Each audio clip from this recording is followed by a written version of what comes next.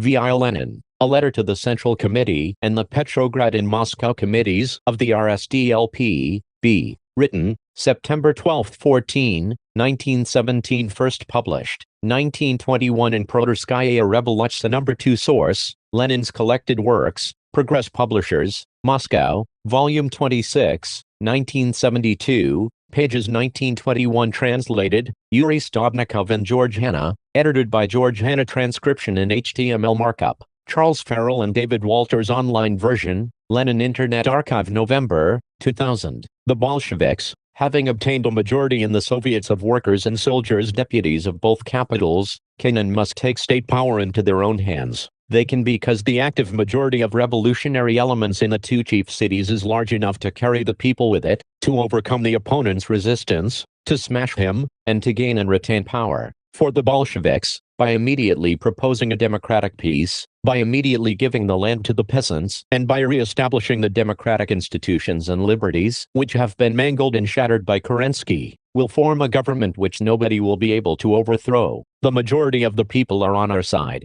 This was proved by the long and painful course of events from May 6 to August 31 and to September 12. The majority gained in the Soviets of the metropolitan cities resulted from the people coming over to our side. The wavering of the socialist revolutionaries and Mensheviks and the increase in the number of internationalists within their ranks proved the same thing. The Democratic Conference represents not a majority of the revolutionary people, but only the compromising upper strata of the petty bourgeoisie. We must not be deceived by the election figures. Elections prove nothing. Compare the elections to the city councils of Petrograd and Moscow with the elections to the Soviets. Compare the elections in Moscow with the Moscow strike of August 12. Those are objective facts regarding that majority of revolutionary elements that are leading the people. The Democratic Conference is deceiving the peasants. It is giving them neither peace nor land. A Bolshevik government alone will satisfy the demands of the peasants. Why must the Bolsheviks assume power at this very moment? Because the impending surrender of Petrograd will make our chances 100 times less favorable, and it is not in our power to prevent the surrender of Petrograd while the army is headed by Kerensky and company, nor can we wait for the Constituent Assembly, for by surrendering Petrograd, Kerensky and company can always frustrate its convocation. Our party alone, on taking power,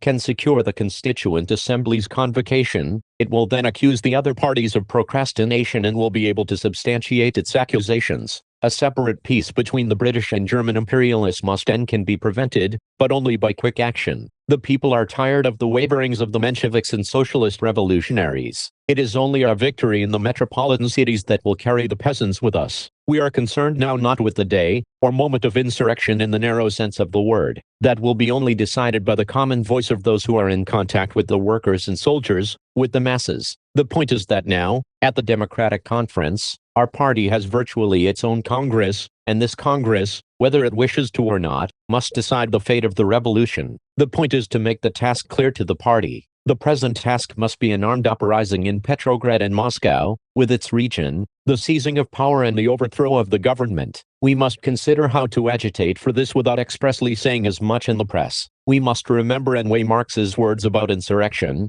Insurrection is an art, etc. It would be naive to wait for a formal majority for the Bolsheviks. No revolution ever waits for that. Kerensky and company are not waiting either, and are preparing to surrender Petrograd. It is the wretched waverings of the Democratic Conference that are bound to exhaust the patience of the workers of Petrograd and Moscow. History will not forgive us if we do not assume power now. There is no apparatus, there is an apparatus, the Soviets and the democratic organizations. The international situation right now, on the eve of the conclusion of a separate peace between the British and the Germans, is in our favor. To propose peace to the nations right now means to win. By taking power both in Moscow and in Petrograd at once, it doesn't matter which comes first. Moscow may possibly begin. We shall win absolutely and unquestionably. And Lenin. Footnotes. These letters were discussed by the Central Committee on September 15, 1917, which decided to call a meeting shortly to discuss tactics. The following question was put to the vote: